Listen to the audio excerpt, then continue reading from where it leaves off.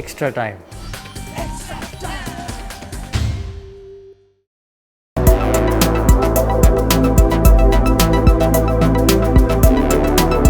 মিষ্টি কথা বাংলার নতুন মিষ্টি।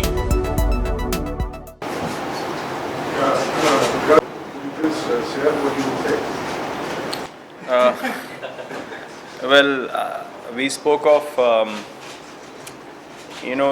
I see a cultural shift in the last 2-3 years in Indian cricket, and it's about playing for the team and not thinking as individuals.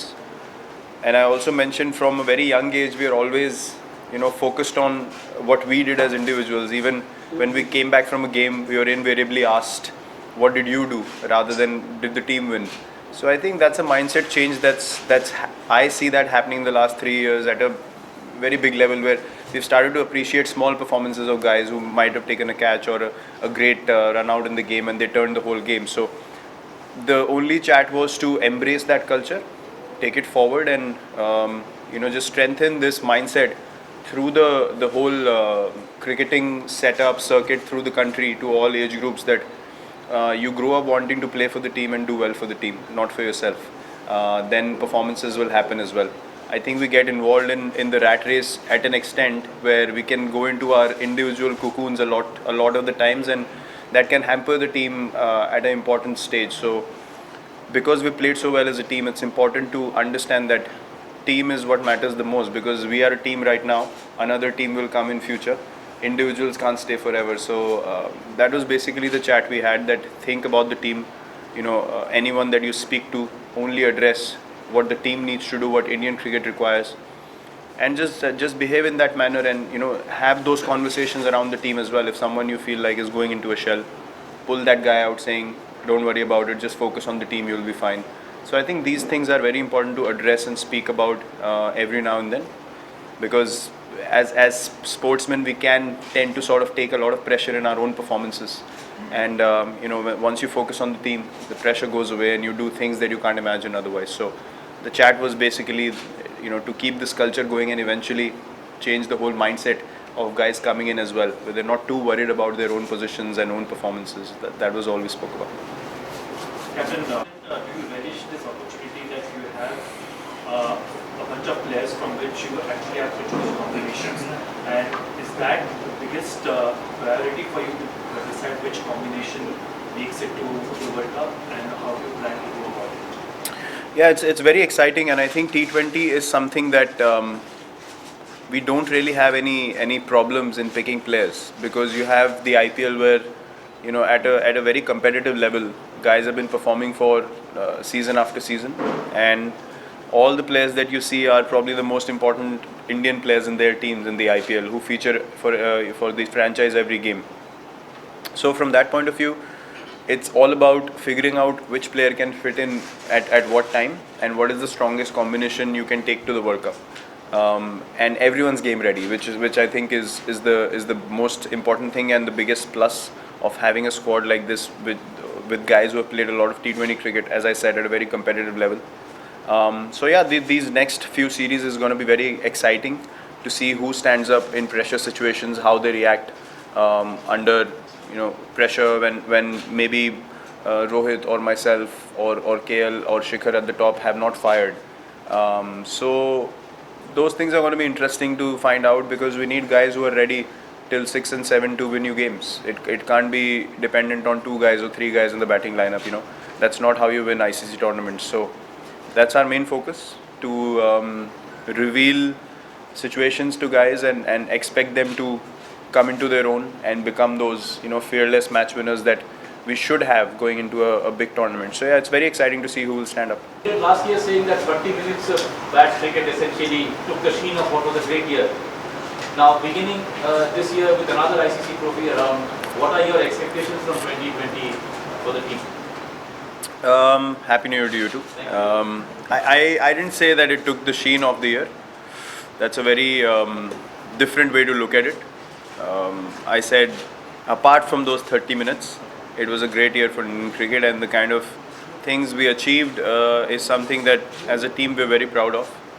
And we understand even the 30 minutes that we spoke of, you play that good a cricket for the whole tournament, and then on a given day, sport can do that to you. So I think as sportsmen, we understand that it's important to respect that. It's important to process it in the right manner, and move ahead, because all we can do is give our best, and sometimes things are supposed to happen for you, sometimes not.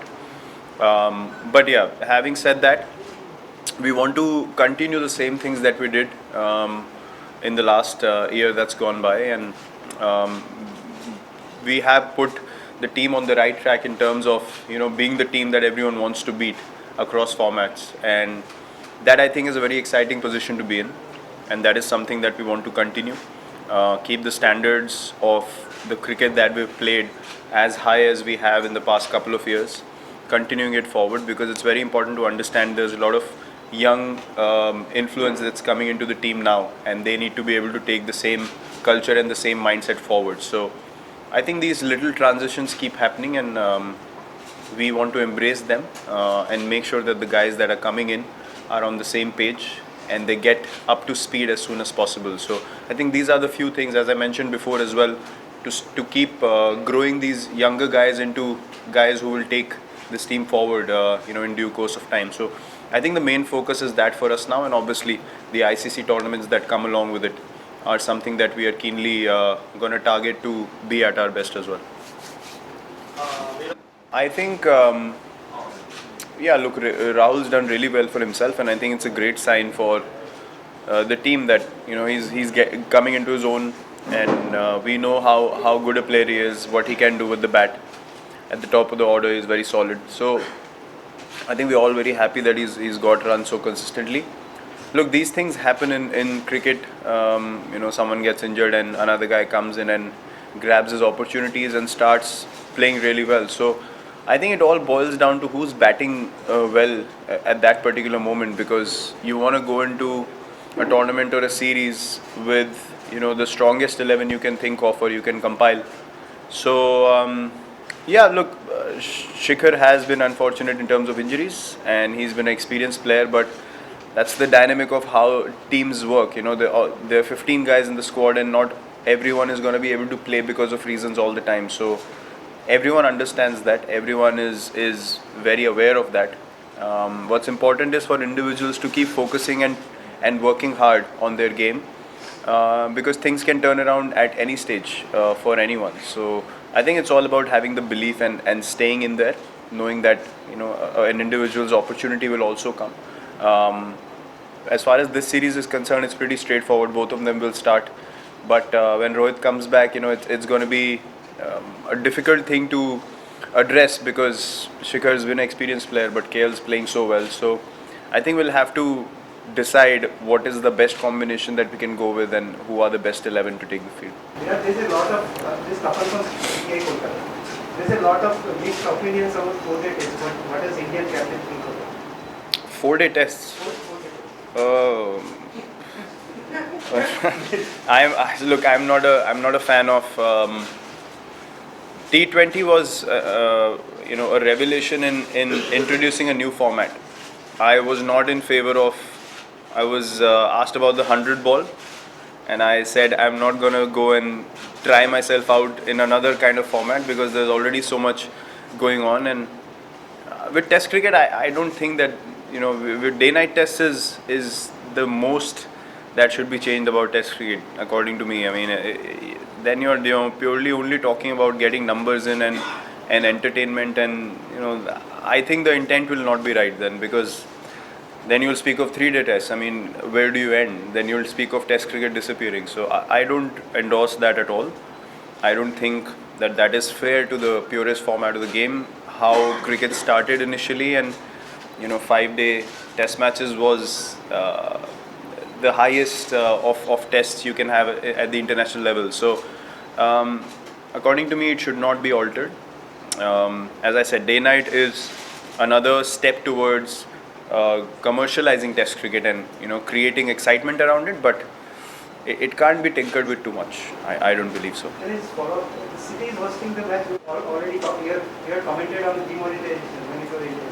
What is your viewpoint on that? The city is absolutely safe. We didn't see any problems on the roads, and The issue, I do not want to be irresponsible and speak on something that has, radical opinions, both sides.